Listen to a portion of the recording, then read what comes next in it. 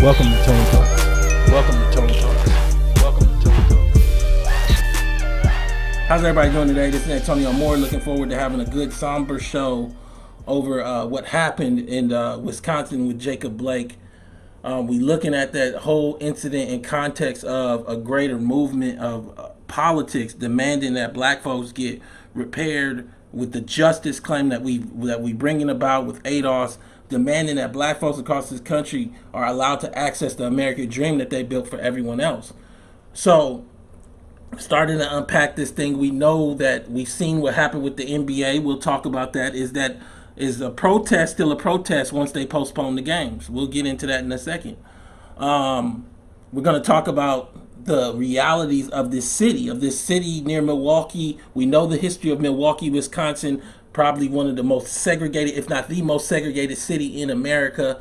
And you got this city where Jacob is at, trying to get a better life for his sons, not that far, 40 miles south of Milwaukee, Wisconsin. We'll talk about that. I have their budgets. I have the redlining maps. We're going to get into all of it today and explain how this isn't just an issue of what we see on the cover. Everybody's talked about the cover. You got to dig deeper to see it's built on top of Jacob's failure. It's built on top of his sons being cyclically binded into his failure through redlining maps, through slavery, through Jim Crow, through locking us out of America. So let's get into it. Let's have the discussion today. We're going to go through a lot of content, a lot of articles. Follow me. In the first one, Jacob Blake's mom says he'd be upset over the unrest in the city where he came from a fresh start. In this article, hours after Jacob Blake was shot, Sunday, he looked at his mother in Milwaukee hospital room, cried, and told her he was sorry. I don't want to be a burden on anybody. I want my babies. Call my boss. This is a father. So often we lose the imagery of a black man as a father. But if ever there was an image of a black man as a father during one of these shootings, it is this one. Because in this car, you have his sons. In this car, you have one son that is even celebrating a birthday. This black father trying to be part of a community, trying to quell some kind of fight that was going on that had nothing to do with him, as I understand it, is caught up in the hysteria that Milwaukee, that Wisconsin as a state has created around black male existence. This is what happens when you incarcerate black men like you've never seen before. The police don't know how to react to black men as fathers. So as we have this discussion, I want you to understand that is the reality of the first image you should have of Jacob Blake as a black male father. We're in the chat. We got about 500 people already. Please support with the super chat. Please share this video so we can get it around, because I want to get into the whole question of what we saw with the NBA. I think a lot of people are confused. Only one team boycotted. That was the Milwaukee Bucks. Everyone else just neutrally took part in a postponement. And even the Bucks now are part of a postponement. And that brings the question, is it still a boycott if they postpone the game? We're going to talk about my view on it, and everybody has their right to their own opinion. But I'm going to give you my view, and then you can unpack your own. I need you to see this discussion because you can't understand Jacob Blake without understanding Jacob Blake in context of his ADOS grandfather. See, Jacob Blake attended high school in Evanston. I believe that's in Illinois, not too far, where he was a member of the wrestling team. He later moved to Kenosha. This is the city we're talking about, Kenosha. 40 miles south, as I just said, from Milwaukee. Milwaukee, the city that is just off over black folks, 40 miles south, this is where we're at. He later moved to Kenosha for a fresh start. His family told CNN affiliate WLS. His grandfather, talking about Jacob Blake right now, Jacob Blake's grandfather, the Reverend Jacob Blake Sr., led the fight for fair housing in Evanston throughout the 1960s and the 70s and led the Ebenezer AME Church congregation. He organized marches following the assassination of Reverend Martin Luther King Jr. That eventually led Evanston City Council members to ban racial discrimination in housing. This is the lineage that you see Jacob Blake come out of. You see some of that come through him in terms of the body of work that he was working on, doing volunteering. This is a man who was shot down, luckily not killed, but shot down, far too young for no reason. And I want to have this discussion to give us a chance to unpack this thing and dig deeper than what we've seen in the media so far. Because we haven't seen no redlining maps. We haven't seen no city budgets. We haven't seen enough to really understand Milwaukee as the city it is, to understand Wisconsin as the state it is, to understand how Kenosha ties into Milwaukee. See, there's a history here, no different than what we saw in Minneapolis, Minnesota. At some point, I'm going to bring in the Chamber of Commerce document. The Chamber of Commerce in 2009 does a document about how they want Kenosha to develop. The words that are missing from this document are black. The words that are missing from this document are African American. There is no plan in the Chamber of Commerce plan for Kenosha for African Americans or blacks. You know who they do have a plan for? Immigrants. So America built itself on redlining us out of opportunity. Now they're building documents where 10 years ago, and now we're 10 years later, made plans for new people, but didn't make no plans to repay us our reparations. That is what a boycott is about today, LeBron James, Chris Webber, TNT, Milwaukee Bucks. Can we have a discussion today? Because I'm going to go through a lot of stuff, and I need y'all to hit the corners with me. I'm looking at the chat. Somebody just told me to tell them, so I'm going to tell them. We got a lot of things going on in this chat. Why was the police called in the first place? I believe there was a dispute. I'm going to get into it right now so you can hear it. I'm going to break everything down because I need everybody to understand. We just been talking Jacob Blake. We just been talking about it, about the 7 shots, but we didn't talk about where the other 6 bullets went. I'm going to tell you about that. We just been talking Jacob Blake, but we ain't been talking about how that actually transpired. And I'm going to read this into the video so you can see how it transpired, so you know what you're listening to. You know what you're talking about. It isn't just that video. It's what led up to that video. Kenosha police responded to a 911 call in which the dispatcher reported that a complainant said Blake wasn't supposed to be there and that he had taken the complainant's keys and refused to give them back. According to a witness, Blake had pulled his car up near 6 or 7 women shouting at each other on the sidewalk, and Blake did not say anything to the women. Blake's attorney, Benjamin Crump, said Blake was attempting to de-escalate a fight between 2 other people when officers arrived at the scene, and that Blake tried to enter his vehicle to check on his 3 sons. That is the moment we see where the officer grabs his shirt and proceeds to launch 7 bullets into his spine, into his arm, into his abdomen.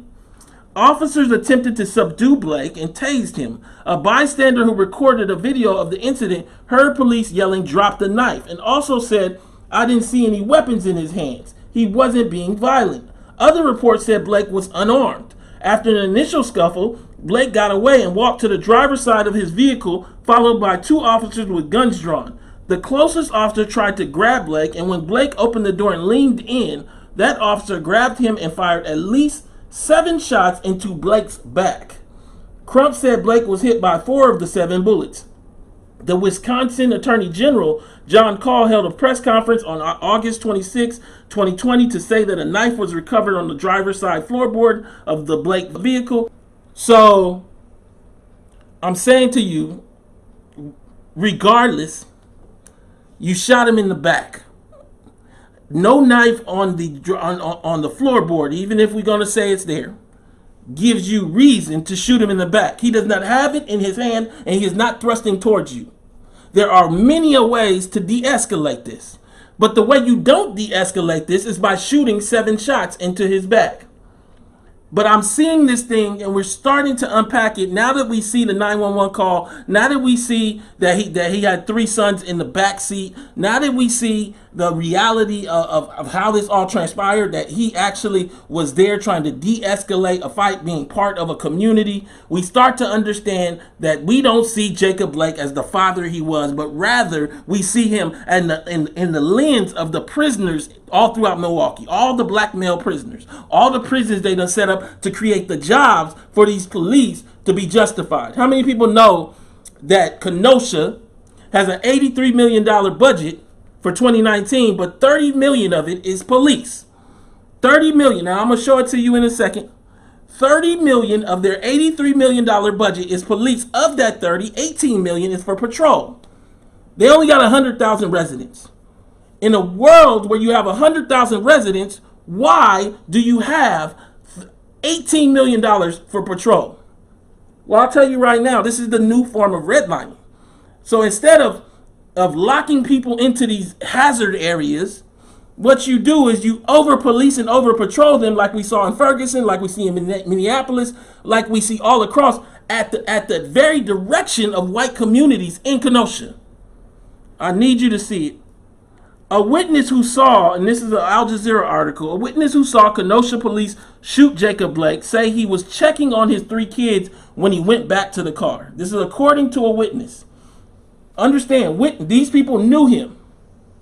Witnesses who saw a Kenosha, Wisconsin police officer shoot Jacob Blake on Sunday speculated that the 29-year-old father was checking on his 3 young sons when he opened the driver's side door of his SUV seconds before getting shot. Knowing Jacob, that's what he was doing. His kids are his priority. He wanted to make his kids safe. Dan Stone, who lives across the street from Blake and was there when he was shot, told Insider. Stone, 68, said he has known Blake for about 5 years and referred to him as a family man who takes care of his family. Another longtime resident, Annie Lewis Hurst, 80, was sitting in a chair, 80 years old, in front of her home when the shooting happened. Her house is diagonal to Blake's, and she said she screamed when she saw an officer shoot him. This is what she said. He was walking and opening the car door and trying to get in. He wasn't aggressive or anything, or nothing, Hurst told Insider, adding that she didn't know Blake very well, but they would greet each other in passing. Hurst, who lived in her home since 1967, said she believed Blake and his sons were celebrating one of the boys' birthdays on Sunday. A man who said he was Blake's friend told a local news reporter the same. A graphic video circulating on social media shows Blake walking away from police officers and attempting to get in his vehicle when an officer grabs his shirt and shoots him from behind. 7 shots can be heard. Arlene Archilla, who lives 2 doors down from Hurst, had come home right before the shooting. Afterwards, she said the children were distraught. I saw one of the children laying down in the grass and having a panic attack, Archilla, 44, told Insider. The shooting left Blake with a severed spinal cord that has paralyzed him from the waist down, according to civil rights attorney Benjamin Crump, who is representing Blake's family in the case. The Kenosha Police Department said in a statement that it was responding to a domestic incident. So this is what the neighbors are saying. The neighbors are saying that it was nonviolent, that he was peaceful, and that this is a great father, that he's a great part of their community. So this is what we're unpacking. We're seeing this thing. I want to make sure, because a lot of people have been talking about Jacob Blake, but not a lot of people have talked about what happened with Jacob Blake, who Jacob Blake was, the realities behind how we got here, let alone to talk about Milwaukee, Wisconsin, and the realities behind Milwaukee, Wisconsin. Family of Jacob Blake say he is paralyzed after police shooting. There's a Guardian article with Benjamin Crump and the family.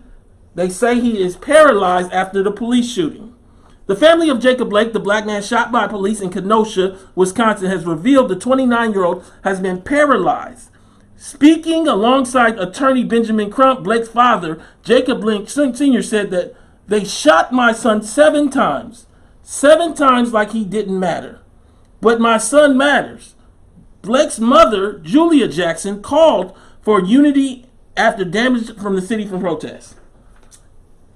So we're here now that we understand what happened with Jacob Blake. We are left with the question, how does a father become a monster to the police?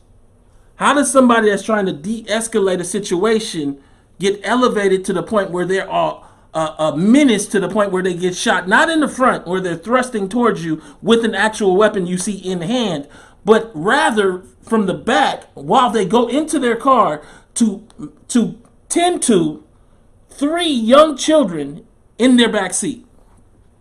3 young children crying out for their father. I'm looking at this and I'm looking at this discussion, and I can't get into it without you having all of that unpacked. Jacob Blake has horrific damage to his internal organs and may never walk again after police shot him 7 times. His sister says he's most upset about how his family is suffering. Let's read a little of this because we need to know what is the damage done to Jacob Blake. Jacob Blake, the 29-year-old black man who was shot repeatedly by the police in Kenosha, Washington, is alive but suffering from grievous injuries, his family and attorney said Tuesday. Despite this, his sister said Blake was most concerned about the trauma experienced by his relatives. A bystander recorded the footage of the shooting on Sunday in which multiple police officers could be seen aiming guns at Blake, whose back was turned. 7 shots could be heard in the video as Blake climbed into the car. One of his sisters, Zytha Blake, said that nonetheless he was still more worried about his family. His kids are his world.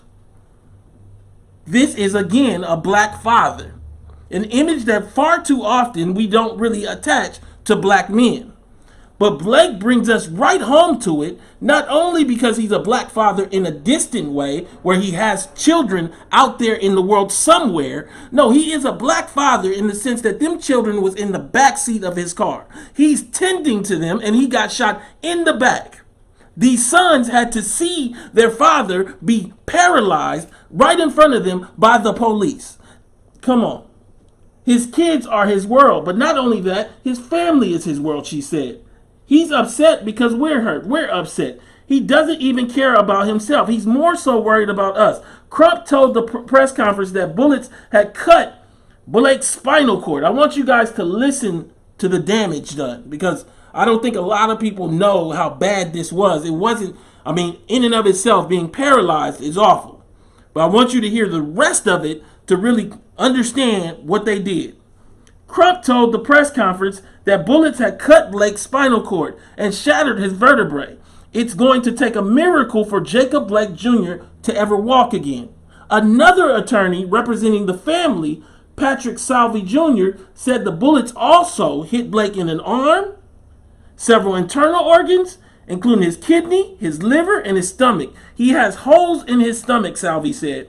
He had to have his entire colon and small intestines removed. Blake's father, also named Jacob, told the Chicago Sun-Times on Tuesday that his son had 8 holes in his body. Blake's father had earlier said he was planning to drive up to Milwaukee from Charlotte, North Carolina. I want to put my hand on my son's cheek and kiss him on his forehead, and then I'll be okay, his father told the Sun-Times. I will kiss him with my mask. The first thing I want to do is touch my son. So we got children in the backseat.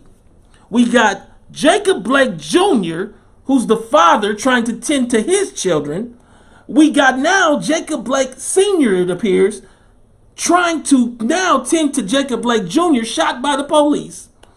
We see a deep, multi-generational black fatherhood that so rarely gets shown in media, where you have Jacob Blake trying to tend to his sons, Jr., that was shot in the back, and now you have Jacob Blake Sr. saying that I just want to kiss him on his forehead. Black America is under siege. Black fatherhood has been under siege. The city of Milwaukee, of Kenosha, the state of Wisconsin, many parts of the Midwest, all throughout the South, there is a siege going on black men. Black families are bearing the consequence of that, being stripped of their ability to be part of community without being seen as monsters, being seen as super predators. We cannot bring up Donald Trump, which we rightfully should, because they're talking all kind of crazy stuff about Blake on Donald Trump's administration, Fox News, but we cannot bring him up without bringing up Biden.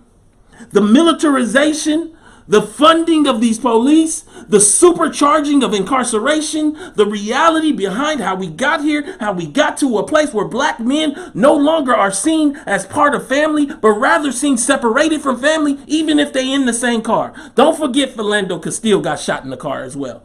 Baby in the backseat. On Monday, Blake's uncle spoke with Chicago Tribune. Let's talk about Blake a little bit, describing him as a family man who volunteered at a local recycling project. Justin Blake said his nephew moved to the Kenosha area of Wisconsin a few years ago because it was a safer location and he could work and try to save and build a better life.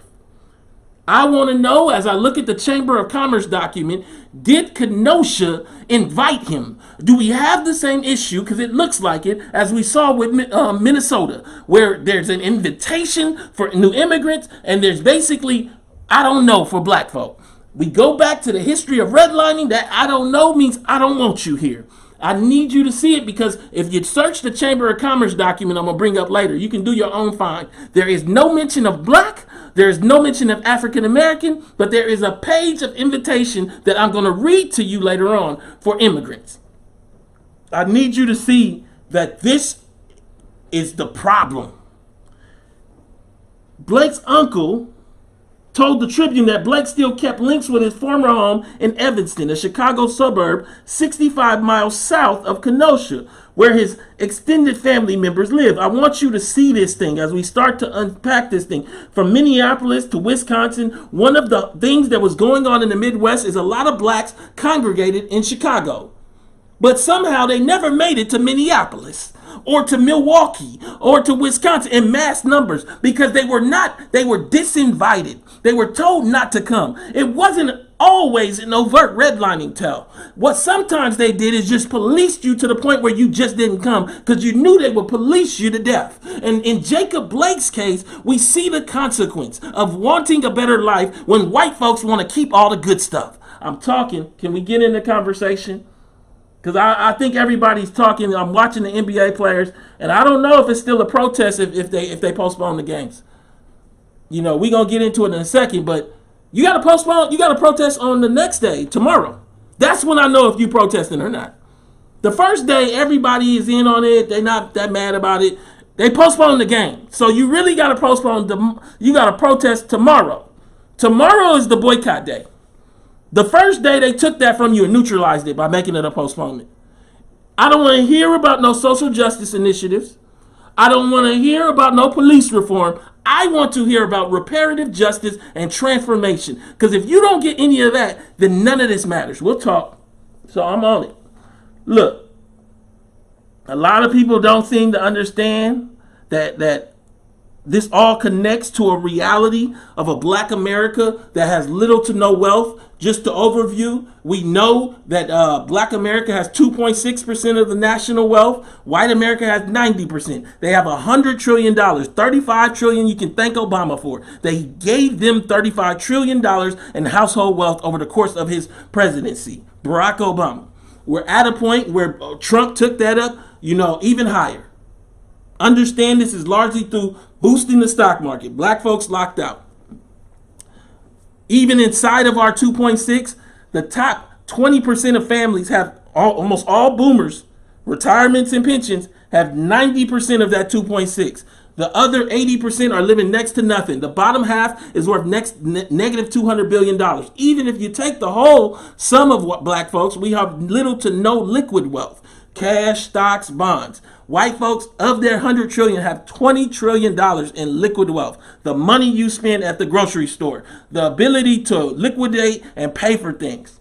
Black folks as a race. There are 20 million black families. There are 83 million white homes. I got to go over this.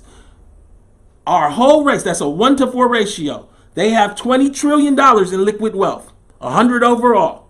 We have 350 billion with a B dollars. And only five or so trillion dollars, almost all in the hands of boomers. We're largely a wealthless group. This is all according to Federal Reserve data, Citibank. There's a lot of sources. Go watch the old videos. Catch up. Let's get it. You can't understand this discussion because we're going to pretty soon pivot into the NBA. Of the 20 million black homes, one of the first times it's ever been shown, me and Matt Brunig pulled the micro data and showed you how many black millionaires there are. There are only 350,000 that break $1.2 million, largely hard asset millionaires, meaning their home, their pension, and whatever little retirement account they got at work. All add up to that. We don't have these $8 million. There are 1 million white homes worth more than $10 million. There are 15 million white homes worth more than $1.2 million. So We have 350,000 families above that $1.2 million mark. They have 15 million. They have a million families above 10 million. We have little to no families above 8, 9, 10 million dollars. We own no resources here. We were made into slaves, but they did give us NBA players. They did give us a Decadent Veil. They did give us these people, and now those people are trying to protest because they don't understand the systemic realities of why they were created. It is not by accident that you give a young black man $1 million for dribbling a ball. It is part of a Decadent Veil. Can we talk today? Because I'm just getting into why the protest is kind of slogging along. Before I say that, let me talk about Blake a little bit more. Blake's uncle said Blake often volunteered at Black Urban Recycling in Chicago, an organization that recycles tin to make money for local veterans. The veterans love when he comes around because he's always polite and perky. Talking about Jacob Blake Jr., the gentleman that got shot. As Jacob Blake was shot, what we saw is that the reaction from these players as a result of George Floyd, as a result of everything going all the way back to Trayvon Martin, as a result of what work Black Lives Matter has done, as a result of ADOS demanding reparations and making there a clear ask that don't nobody want to ask but ADOS of reparations, the only thing that starts to fix this. You see players finally put it together and say, maybe my $1 million, maybe my $12 million, maybe my $100 million isn't fair or enough. Inside of that, you see this whole kind of conundrum. That conundrum exposes itself at the crux of what I call the Decadent Veil, a term I created to kind of frame the reality of the creation of a thin veil of these young black millionaire athletes while you put all the black men in prison. There are more black men incarcerated in America than all women on the planet. There are 4 billion women, and they only have, according to the World Prison Institute, 700,000 incarcerated. There are 20 million with an M black men in America that largely descend from slavery, and they incarcerated about 700,000 of them. This, at the crux of Wisconsin, is a state built on top of those men's failure. The reason you couldn't see it is because the Milwaukee Bucks exist. And the Los Angeles Clippers and the Lakers and LeBron James and all of the other stuff. That Decadent Veil made you feel that there was some kind of equivalency. That it couldn't be all of them going to prison. But in reality, Milwaukee, Kenosha, Wisconsin, Cleveland, Los Angeles built itself on the backs of black men failing in cities that built them to fail. Can I talk today? Can I get in my bag? So now we have this reality that everybody, so you've been wondering why all these NBA players been depressed. They've been depressed and stuff. I'm talking about for years, because they're trying to reconcile why life ain't getting no better despite the fact that I'm getting this money, because you are the outlet for a family that is stuck to the bottom because they are black ADOS in America. I need you to see it. So you had the Milwaukee Bucks. They came out and they said that they're going to boycott the game. From my understanding, based on what I see with Stephen A. Smith, is that LeBron James was sideswiped. He didn't, what's next? That's what he said. What is next? I mean, you didn't say nothing to us. Understand that they came out and they talked about, this is the words, we are calling for justice for Jacob Blake and demand the officers be held accountable. While that is nice, and I definitely commend that and say that it definitely should be the case, the moment is beyond just holding police officers accountable. As I said with Donald Trump, you have to hold white America accountable. You have to hold white America accountable for their police, and you have to hold them accountable for their Donald Trump. You have to hold them accountable for the prisons they built that created jobs for them through their Joe Biden, and you have to hold them accountable for their Barack Obama that gave them all of their stocks, all of their money. You have to hold the race, the system accountable, or all you get is social justice initiatives. NBA cares. NBA carrots can't fix this. Ain't no hurricane caused this. American slavery built on black failure caused this. And you are now a multi-millionaire built into this system to create a veil so we can't see it. What are you going to do about it? Are you ready to boycott your own salary for an indeterminate amount of time? If you're not ready for that, then you're on the wrong side of the fence. Can we talk? So, I'm seeing everybody and they don't seem to understand. I'll say it again. Only one team boycotted the other day, the Milwaukee Bucks. Everybody else played neutral, and then they postponed the game so they didn't have to make that decision. They took that decision off the table. Then they postponed the Magic and Milwaukee Buck game, so it's not even a boycott no more. They neutralized that too. And then they released the whole thing that said, essentially, we working on social justice initiative. Don't worry about it. They told the whole community in Kenosha. They told the whole state of Wisconsin. They told Donald Trump in America, we going to make sure this all goes away. The question now for Milwaukee is, are you going to boycott when it matters? The next game. My bet is that they don't. My bet is that they're going to call social justice initiatives and demand for police accountability what they boycotted for. That is the problem with it all. I need you to see what we're saying, because Sterling Brown and George Hill read a prepared statement from Milwaukee Bucks players after they decided to boycott playoff game to protest the shooting of Jacob Blake. I commend them trying, though. I don't want anybody to think I don't commend them trying. I just wonder, can the Decadent Veil lead the boycott, or do they have to follow? My belief is you have to follow. See, that is the problem we've seen with everybody from Ice Cube to T.I. is because when you unpack their documents, their plans from a $1 million loan to an entertainment studio as reparations, it tends to just be a benefit for themselves. It doesn't be about a community. I'm just telling you what I see from actually when you ask the Decadent Veil to start not looking out for itself and be about black folk. I need you to see that the ratings have been down. They did the t-shirts and the kneeling, and they put the Black Lives Matter on the floor. Understand, Black Lives Matter at this point is just mean all lives matter, because they didn't make it really about black men. They made, or black families. They just made it about trans and women and gay rights, and it's just all lives matter. So next time you see that on the floor, it just say all lives matter. So they did all that. Now nobody want to watch the games. I said this. I said it. You cannot, as I said with Kaepernick, you cannot come out and point out the problems with the circus and get the right to maintain your role as Captain America. You have to give up your shield at that point. See, the problem is that they want that shield because it's $1 million shield and it's a very high quality of life. But America didn't provide a community for you to celebrate and to be playing basketball for. Not the Milwaukee Bucks, not the Cleveland Cavaliers, not the Los Angeles Lakers, not Atlanta Falcons. I don't believe any of these cities deserve these black men representing these cities. They didn't do right by the black folk. We see the skid row in Los Angeles. We see the blight in the economic blight in Cleveland. We see the reality of Milwaukee, Wisconsin, with 53% of black men unemployed. We see the realities of cities across America that are on fire. COVID has only made that more literally real and obvious, masked not only by the realities of having a black president in the face of Barack Obama, but also by policy that gave us Uber. Uber is not a job.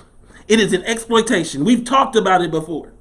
It is a gig job. I need you to have a real job. That kind of job that allows you to have insurance so your family is taken care of medically. That kind of job that gives you a retirement so you don't have to drive nobody around for the rest of your life burning your car out. I want to talk today, but I need everybody to understand they might not want to hear us. I saw an article, "The reality of black pain is breaking American sports status quo. For today's generation of black athletes, their demand is simple: to be seen in full or not at all." You had LeBron James with a tweet, and in that tweet he said, "F this man, we demand change, sick of it." And my thing to LeBron was, now comes the moment, King James. We must demand reparations for ADOS, for 400 years of oppression, and the black agenda for all of black America, visit ADOS101.com. My issue is I don't know if somebody who has millions of dollars in the bank is going to risk that in the fight for black folks to be included in America economically, to be demand reparations, not just police reform. See, police reform makes police the villain. See, voting makes Trump the villain. Reparations is an indictment of white America. Let me say that one more time. Police reform makes police the villain. Voting makes Donald Trump the villain. Reparations is an indictment of white America and how they got their wealth. I need you to see that nobody wants to deal with that. But I know that it's kind of hard to unpack this because some of us grew up dribbling and playing and everything else, and there's a place and a time for it. I just don't know if it's today.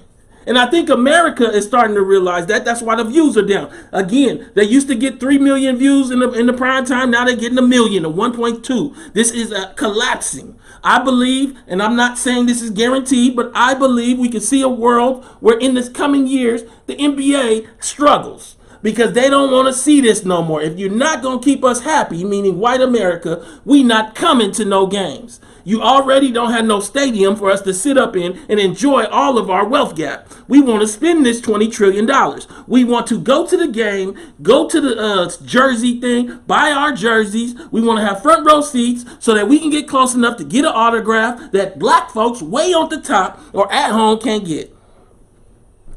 But if we can't spend our $20 trillion and you can keep this Black Lives Matter away from us and make us believe in a black male access that makes us forget all of the jails, all of the Trayvon Martins, all of the Eric Garners, what is your purpose here? The Decadent Veil is the article I wrote, Black America's Wealth Inclusion. It is this new veil of economics that has allowed for a broad swath of America to become not just desensitized to black poverty, but also hypnotized by black celebrity. How could we not? Our channels, from ESPN to VH1, are filled with presentations of black Americans being paid a king's ransom to entertain. As black celebrity has been shown to millions of people, millions of times, the story of real lives has been lost, and with it, the engine that thrusts forward the demand for social justice by the masses. The heartbeat of social action is to recognize your mistreatment and demand better.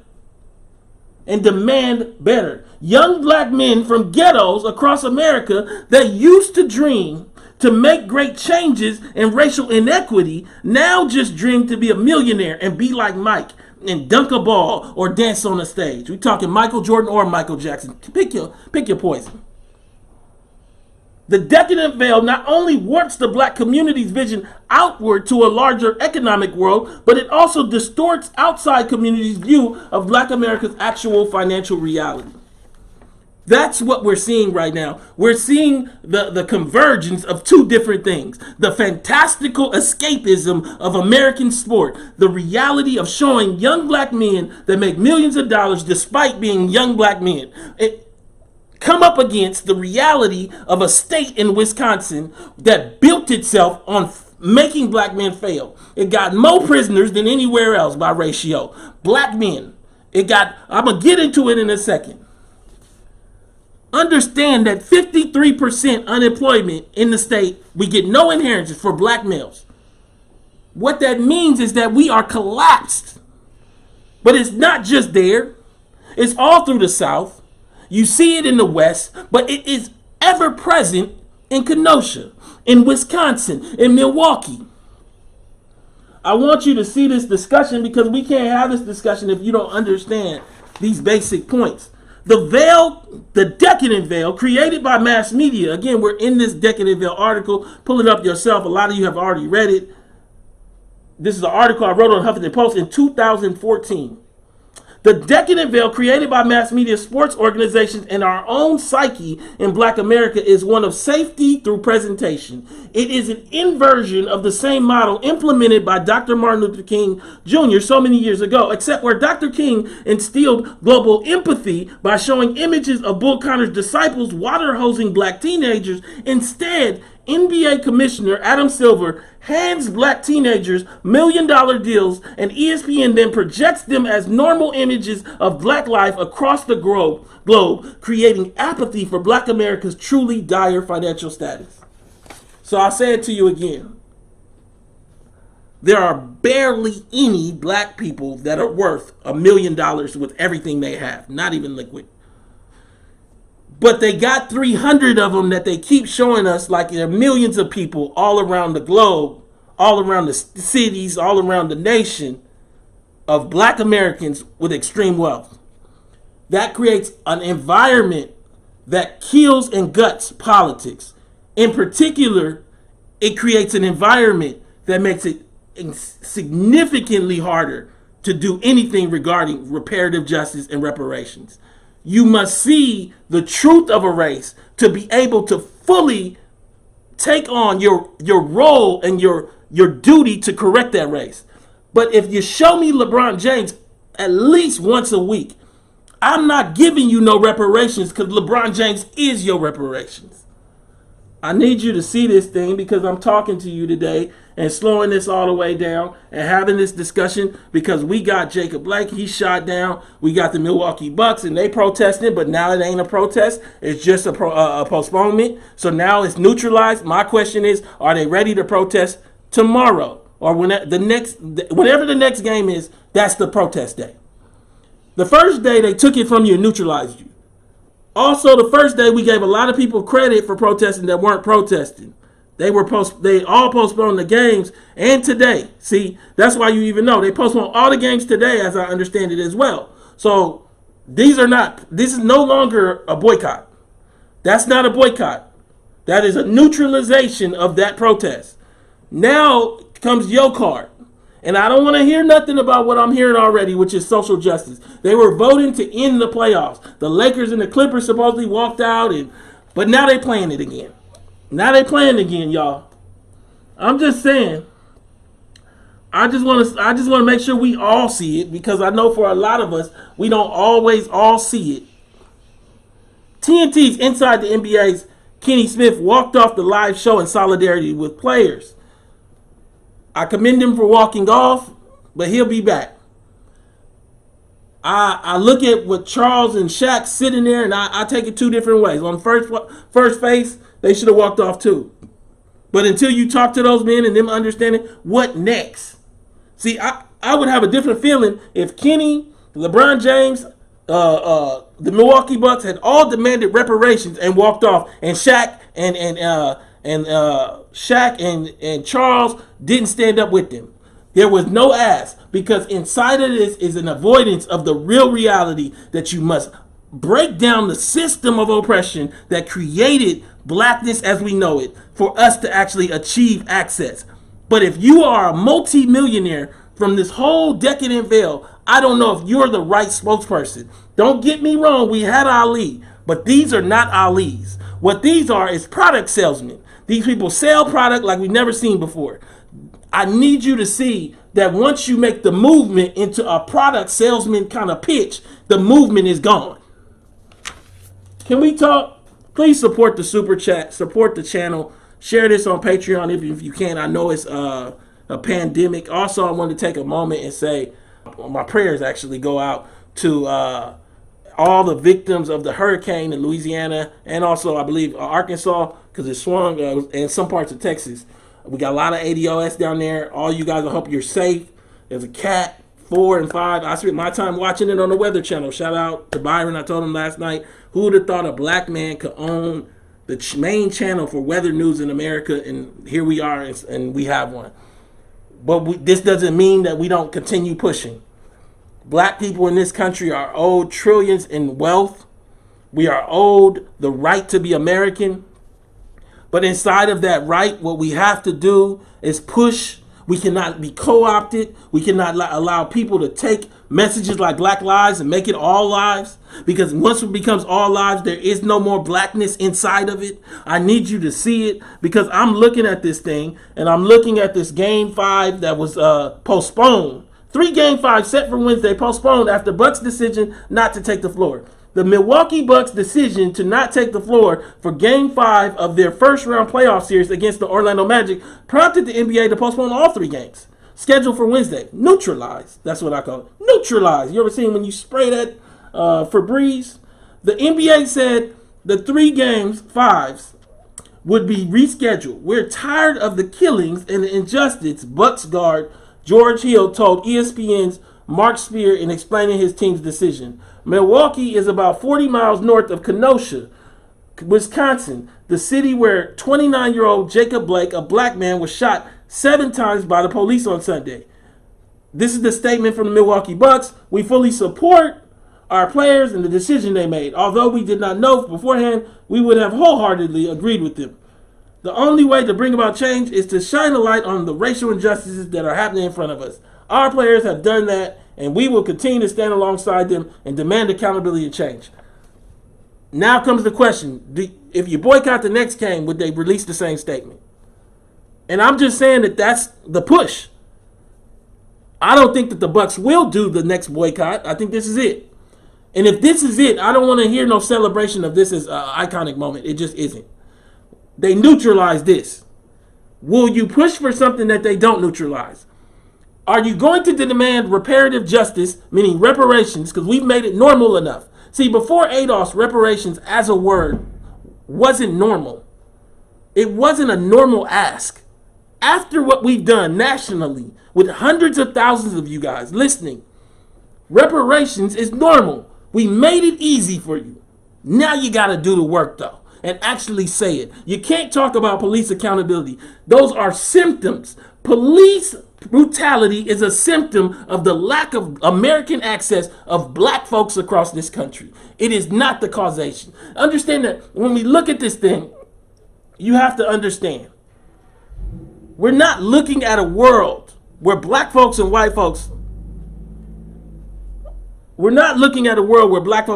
have similar wealth, and that due to lack of training in some kind of chokehold way or some kind of they're not using the right technology, police are making a mistake. We are looking at a world where white communities are sending police out and paying millions to do it. And we'll talk about Kenosha in a second and this $30 million of police to maintain their positions of power. That means when that happens, no police accountability fixes that. The thing that fixes that is to make black folks have enough wealth to be in that room and say, we not finna be at the bottom. I need y'all to see it. I want to get in my bag in a second. So we're looking at this thing. Later, the players issued a statement saying, this is the Milwaukee Bucks, the past 4 months have shed a light on the ongoing racial injustice facing our African American communities. Citizens around the country have used their voices and platforms to speak out against these wrongdoings.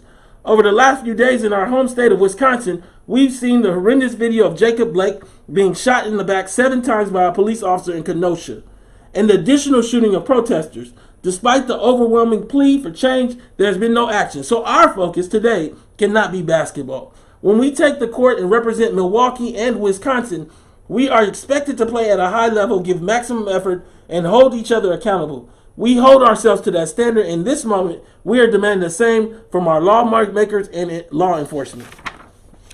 Every NBA player and coach was invited to join an 8 p.m. Eastern meeting in the NBA bubble to discuss how they'll proceed. Again, Stephen A. Smith represented that LeBron was sideswiped and wanted to know, well, what's your plan, Milwaukee?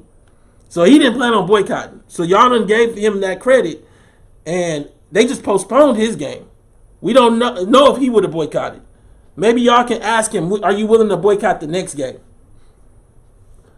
Every NBA player and coach was invited to join an 8 p.m. Eastern meeting in the NBA bubble to discuss how they'll proceed from Wednesday's decision. Sources told ESPN's Adrian Wojnarowski and Zach Lowe before a packed room of teams in a hotel ballroom at Disney. The discussion centered on whether to continue with playoffs or end the season. There seems to be momentum not to play the 3 playoff games on Thursday. Understand that they ended up canceling the 3 games today, but then the season is back on.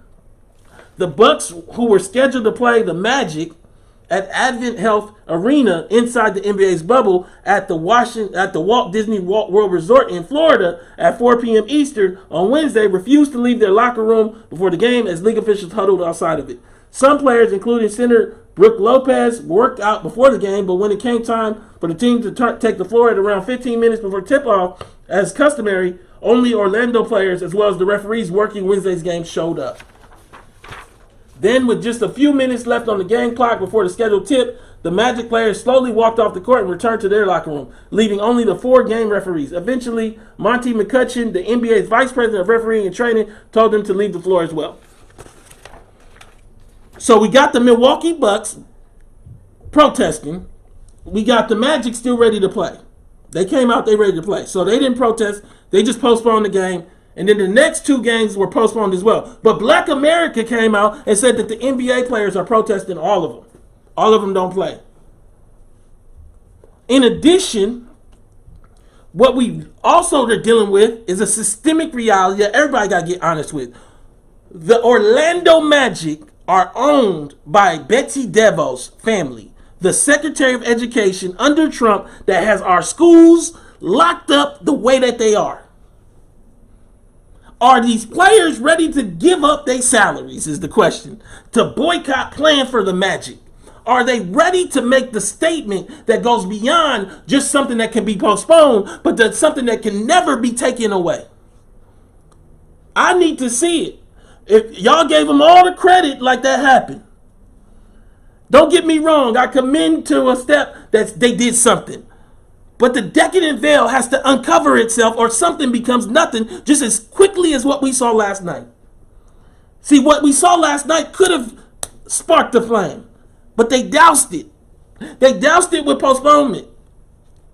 Did you know, this is a tweet I wrote, that at real Donald Trump's Secretary of Education, Betsy DeVos, owns one of the 2 teams that boycotted today, the Orlando Magic. A boycott must grow into a demand for reparations or it doesn't mean anything. We must demand reparative justice. We must demand reparative justice. So we look back and we start to understand what we're seeing here. It's bigger than just the boycott. Maybe the biggest component we've missed with DeVos owning the Orlando Magic. Understand that Florida has become an epicenter for coronavirus. Understand that Florida has become an epicenter for what could have been for black politics. We had a DeSantis-Gillum dogfight to the end. Inside of that fight, the DeVos family may have been the secret lever that got DeSantis elected. How many people would have got their unemployment on time if Gillum had got elected? How different would the outlook for ADOS black politics be looking as a possibility if Gillum and Abrams had been elected? But Gillum was not elected. Instead, the family that owns the Orlando Magic, in part owned by DeVos herself, is at the crux of what we saw last night, and nobody wants to talk about it. We just want to talk about one game. Understand, Florida is a swing state. It could be the deciding factor in the election coming up. We don't know if Gillum is the governor, whether that is the difference in the election coming up. The NBA is playing in Florida. They did not boycott Florida. They did not tell Betsy DeVos she has to sell her team. They did not do any of the work. They adhered to the system of oppression of black folks throughout step and step of how they run their business.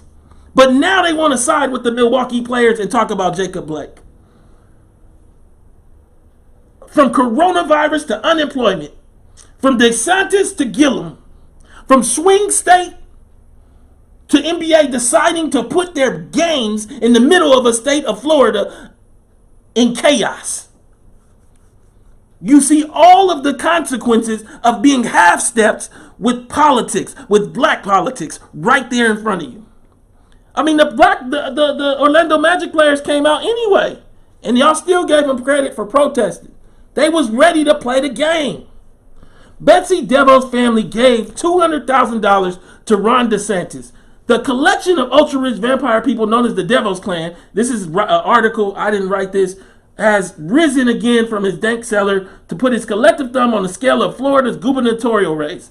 According to a political action committee record, 4 members of the DeVos clan, including Education Secretary Betsy DeVos' husband, Richard DeVos, donated a total of $200,000 to the Friends of Ron DeSantis PAC. According to Florida politics, DeSantis, as of October 5th, had about $6.6 million on hand between his campaign account and Associated PAC. His opponent, Gillum, had about $7.6 million. So they gave him around they gave by themselves, this one family, 4 to 5% of the budget for DeSantis to that point. Not to even mention all of the levers of other people that they got to donate. So this one family may have been responsible for upwards of 10 to 15% of DeSantis' whole budget for running for governor. This one family that owns the Orlando Magic. They will still own the Orlando Magic tomorrow, just like they owned them yesterday. The question is, what are you going to do about it, players that play for them? I just need you to see it because everybody's talking about Jacob Blake and he is a symptom. And my condolences go out to him. But this is larger than police reform. This is about a reparative justice claim that we have been locked out of. That black men in particular suffer the consequence of not having. You see 3 black sons that have a father that is now paralyzed. How is this father going to provide for his sons? He has 6 children and he has no legs to use to provide for them. I hope that the city pays. But this is not just about singular payments by cities to 1 or 2 black men that are done wrong. This is about a reparative justice to build communities where black men, regardless of their exchange with police, have opportunity. Where those little black boys can grow up and not see their see their father shot down. Where that father doesn't have to come down from North Carolina to kiss his son on the forehead in the hospital. I need to understand, is that what their protest is about in the NBA? Or are they just going to do social justice initiatives? It's sounding like the latter. In this article, sports team owners make huge political donations. Where does their money go? This is bigger than just the DeVos clan. I want everybody to understand this is not a one-off. Nearly all of the owners of MLB, NFL, NBA, and NHL franchises were active political donors during this election cycle. This is back in 2016. Contributing more than $26.6 million to various political campaigns and PAC groups. A total of $24 million was designated for candidates that were Republican, while only $3 million was contributed to the Democrats. So they did $26 million, and almost all of it went to the Republicans, bar a few. But let's get more specific. There's a list from 2012. I understand it's 20, but listen to this. The owner of the Spurs, he gave 98% of his donations to the Republicans and only 2% to the Democrats. DeVos, the owner of the Magic, gave 92% of his money to the GOP. Gordon Gund of the Cleveland Cavaliers gave 92% of his money to the Republicans. The only outlier is Mickey Arison, and he gave 26% to the Republicans and 66% to the Dems. He's hedging his bets. Michael Hensley of the Memphis Grizzlies gave 98% of his donations to the Republicans. We got Robert Vanderwood. He gave 100% of his donations to the Republicans. You don't see this without looking at all of these truths. Looking at the reality of what is the NBA? Who is paying these players? What does it mean to accept those checks? What is your role in the system? Can you even lead our protests, or do you diffuse it by your presence? All of these questions have to be unpacked. But as we unpack them in a system, or let me say a certain situation where we're looking at this Kenosha, Wisconsin. As we look at this Kenosha, Wisconsin, let's turn the corner. I want to get specific on the city and the state that Jacob Blake was shot in. I want everybody to understand it because I haven't seen it broken down well enough. Kenosha, Wisconsin, to me, is a reflection of Milwaukee, Wisconsin, which is a reflection of white communities deciding that black folks ain't finna have nothing and they finna take all this failure. They finna be the prisoners regardless of whether they did crimes. Because we need somebody to go to jail to create that job as a prison warden, as a judge, as a police officer. Kenosha is a city in the county seat of Kenosha County, Wisconsin. Kenosha is on the southwestern shore of Lake Michigan with an estimated population of 100,000. It is the fourth largest city in Wisconsin and the fourth largest city on Lake Michigan. Although closer to Milwaukee, the city is part of the U.S. Census Bureau's Chicago Combined Statistical Area. Between 1902 and 1988, Kenosha produced millions of automobiles and trucks, including makes models such as Jeffrey, Rambler, Nash, Hudson, Lafayette, and American Motor Corporations.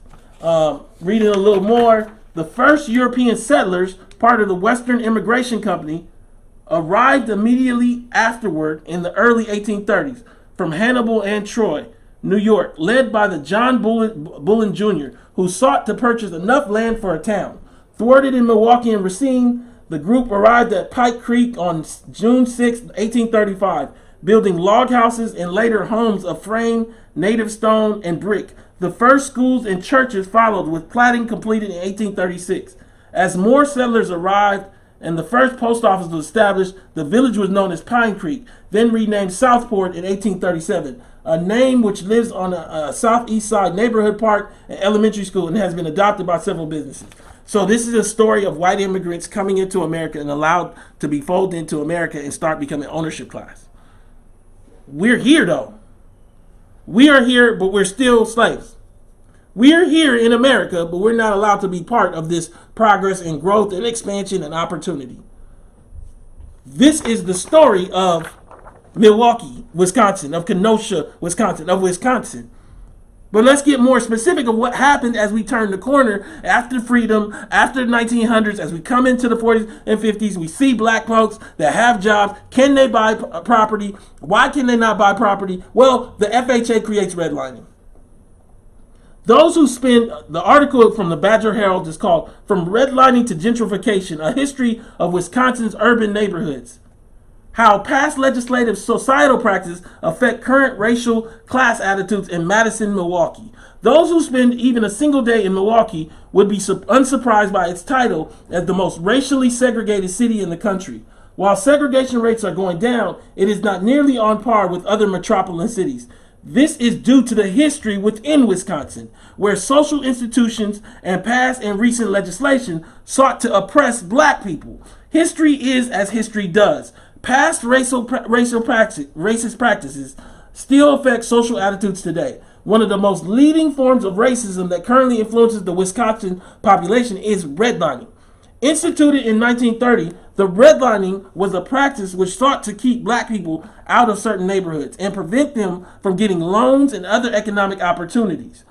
The Homeowner Loaner Corporation, a Depression-era government agency, systemically drew residential security maps to determine whether certain neighborhoods were high or low-risk investments. Within these high-risk neighborhoods resided almost 100% of black population. Redlining was officially abolished in the 1970s, yet recent analysis of Milwaukee neighborhoods shows racial percentages bear a striking resemblance to the codified 30s maps. During this era, black people lost out on many of the economic advantages white people were enjoying, including the likes of homeownership and financial assistance. Now, disparities between black and white people's living situations translate to other facets of life, including education and wealth inequality. Wisconsin has the largest achievement gap between white and black students in the country, and the poverty rate for black people is 3 to 4 times larger than that for white people. It is evident that while Milwaukee may be the city heralded as the most racially segregated, the rest of Wisconsin does not necessarily fare better, including Kenosha. While only 28% of black residents live within redline areas in Milwaukee, redlining itself encouraged anti-black sentiments. I want to pause there. That is what Jacob Blake was living under. That is what led to those police. It wasn't just a lack of training. Don't get me wrong, play the role. Lack of training.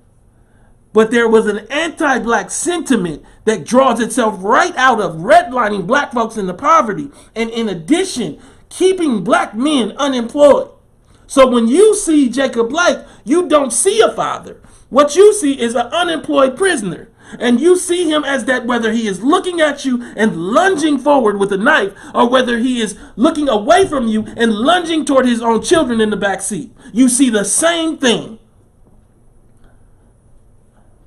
Redlining itself encouraged anti-black sentiments and oppressive housing contracts that still exist today. Even if racist attitudes were no longer an issue, the legacy of redlining will live on for centuries to come. Redlining as a federally promoted, legalized institution sheds new light on how racism is perceived.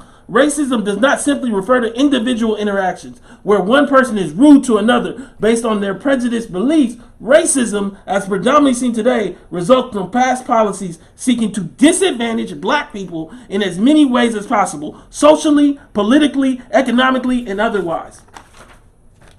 I want you to understand that these young men that boycotted it with the NBA didn't understand that. They didn't understand that their role as the Decadent Veil was to cover this up. And that's why today they back playing basketball. This redlining can be unfolded to show us even more about Jacob Blake if you do the work. They still have the maps. Jacob Blake was shot at 2800 40th Street. This is 2800 40th Street.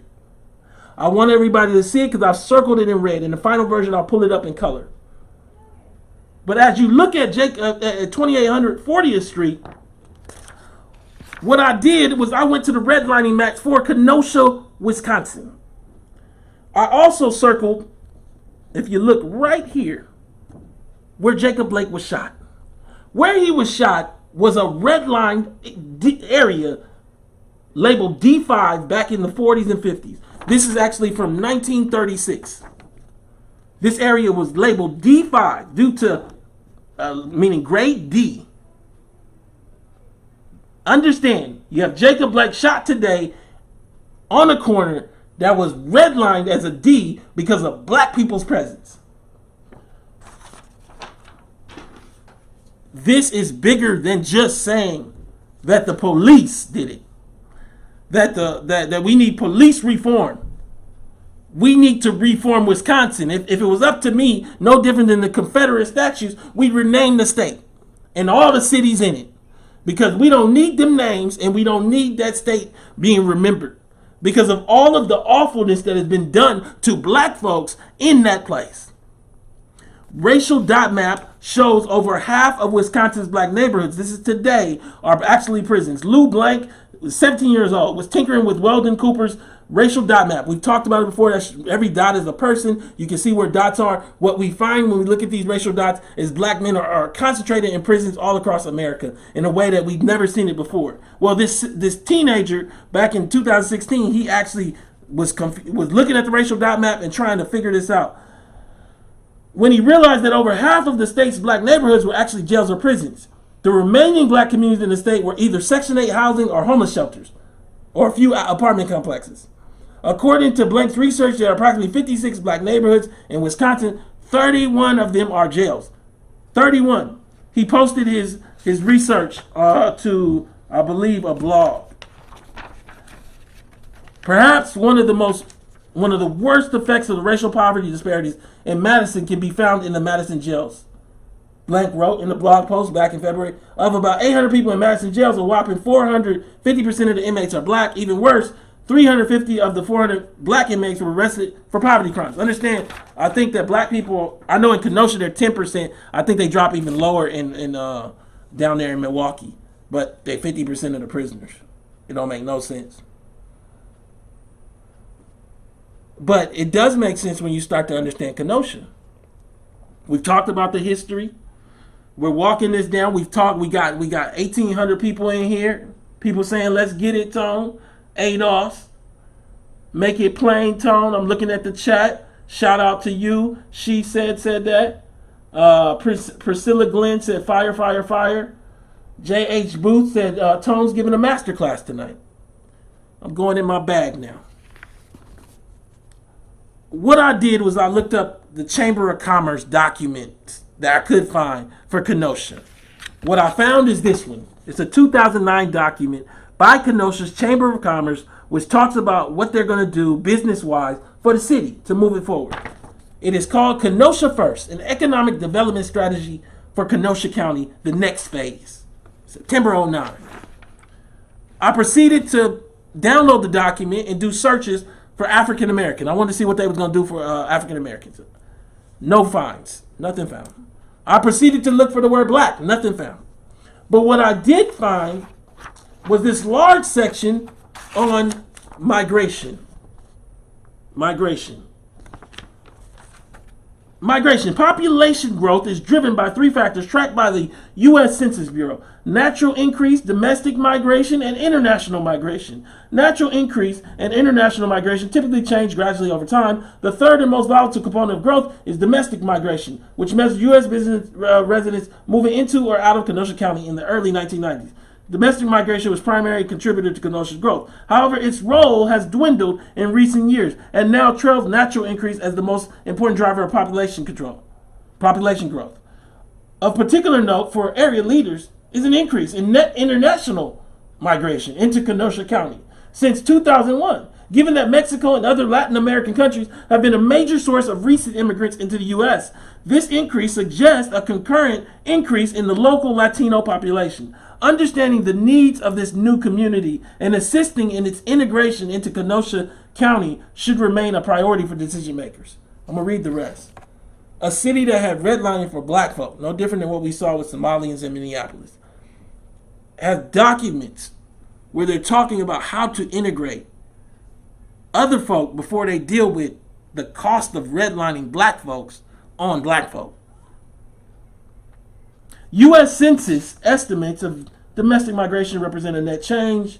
I need you to see that Kenosha First is reflective of Kenosha at large.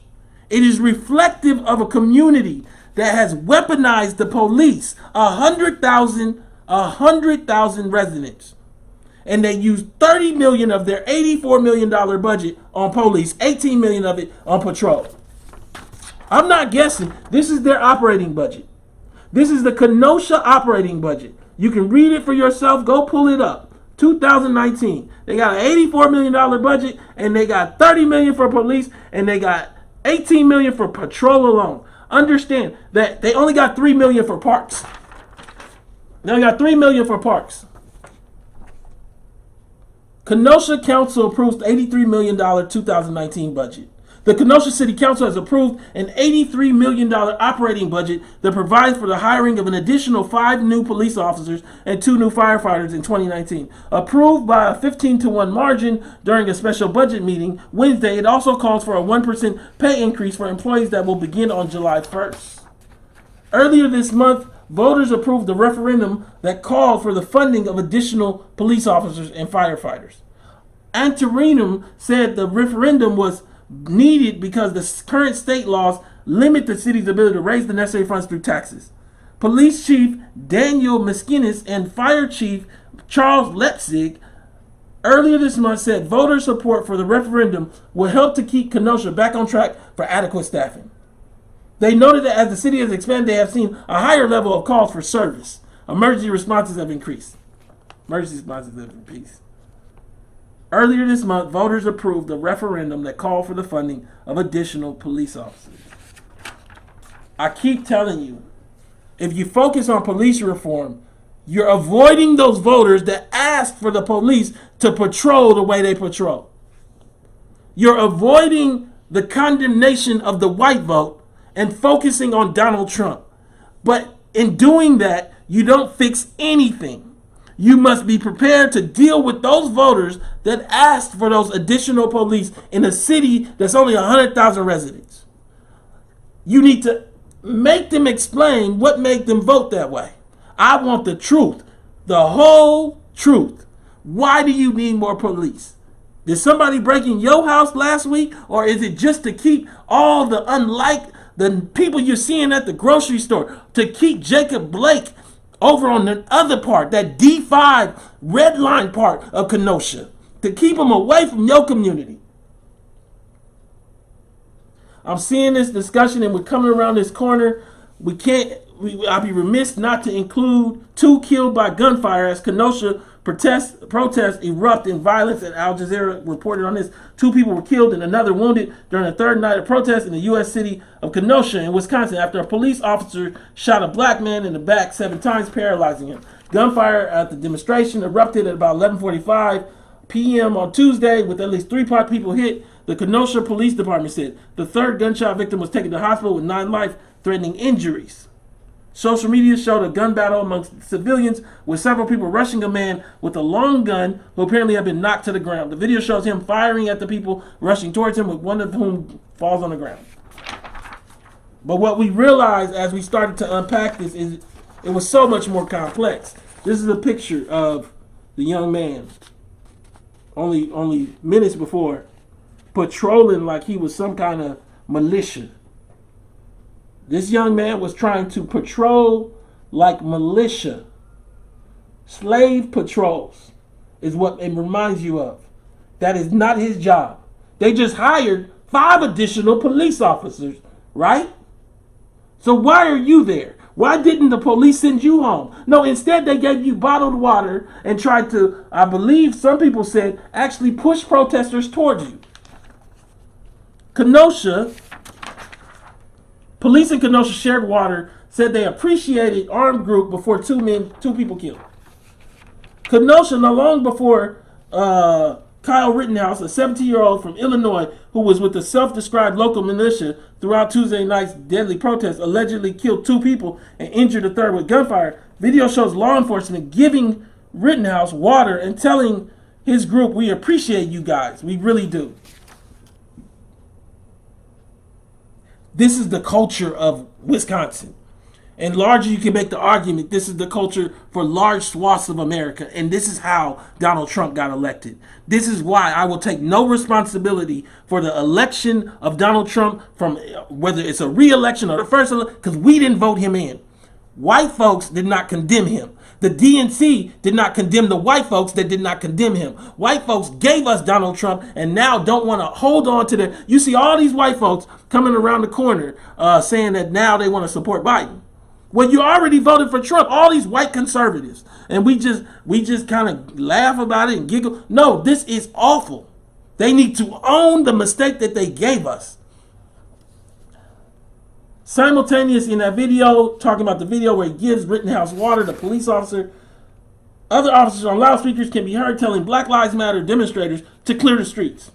It was taken by Milwaukee-based independent radio, The Rundown Live. Still, many, including Wisconsin Rep. Greta Narber, have raised concerns about how law enforcement handled the self-described militiamen and the shootings. I have deep concerns regarding interactions caught on video between armed militia members and members of law enforcement, as well as why the alleged shooters were not arrested immediately despite being identified by countless people in the crowd. How many of these militia knew the police officers? It's a town of 100,000 people. I'm just saying. There's somebody with a tweet that says, cell phone video shows Kenosha, Wisconsin police officers in a military vehicle telling armed white militia members they appreciate them for being here and giving them bottled water. Somebody else, another video. Here's a militia member saying cops told them they would push the protesters toward them because they knew they could handle them. The militia can handle the protesters. Far from isolated incident, Kenosha's black residents speak out on police violence. This is another article. The shaken residents of Kenosha woke up on Wednesday to warm lakeside sunshine, but a tense atmosphere after events spiraled suddenly into fatal violence that night before they went armed. White agitators appeared on the streets and at least one opened fire on those protesting against the police shooting of a local black man on Sunday, meaning Jacob Blake Jr. Tensions were high even before the reported white nationalist militia members arrived to confront Black Lives Matter protests with apparent impunity, despite a strong local and state law enforcement presence downtown. Those militia members should have been sent home.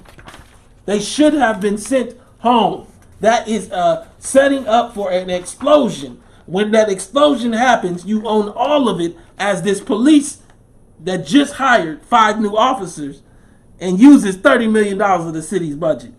In a largely white state, Kenosha is one of the blackest cities in Wisconsin with a population that is 11% African American. Gordon said he believes that developments in industry and infrastructure in the recent decades have favored the rural communities. And this is Gordon, somebody who has lived in Kenosha County for decades, talking about what he's seen from the police department that are mainly white.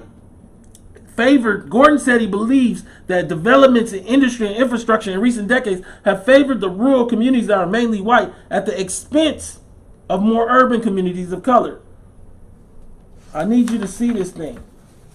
They've been targeting these people, and we see it in the data. Wisconsin's unemployment disparity, this is Wisconsin, the state, between blacks and whites is the worst in the U.S. It is the worst in the United States. This is where Jacob Blake was shot down. Despite the job market doing better than it has in previous years, some people are still having a hard time finding work. That's especially true for black Wisconsinites. In 2018, the black unemployment rate in Wisconsin was nearly 3 times that of whites, according to American Community Survey data. 3 times. We also saw back in 2010, this is during Obama's administration, during Obama's report, 53% of black males in Wisconsin unemployed. 53% of black males unemployed. More than half of Milwaukee's black men were out of work in 2009, according to a new study from the University of Wisconsin-Milwaukee. At 53.3%, black male joblessness in 2009 was nearly 2.5 times the rate of joblessness for white Milwaukee area males. Not only does joblessness among black men in 2009 show a substantial increase, 13.4% from just the year before, but since 1970, the black male jobless rate in Milwaukee has more than doubled. Our realities behind Jacob Blake must take into account Jacob Blake and all of the travesty of what happened to him. But it must look at a larger stance than just police reform or whether his family is made whole, which they should be through payment, but at the realities of a reparative justice claim and a black agenda that addresses why Jacob Blake was seen the way he was. Jacob Blake should have been seen as a father breaking up a fight. Instead, he was seen as a monster that had been out, just getting out of prison or whatever else those police officers saw that made them think that it was okay to shoot this man in the back. This image that someone created, it illustrates it so well. The iceberg is Jacob Blake. This is the iceberg. But the bigger part of the iceberg is everything under it. No universal health care, starvation of wages, mass incarceration, systemic police brutality, lack of opportunity, no reparations, unfair politicians, unfair justice system, unaffordable education. These are the things not dealt with by government for generations. And I think for us, what we got to look at today is that what everybody wants to deal with? And if that's not what they want to deal with, then you need to just keep playing basketball.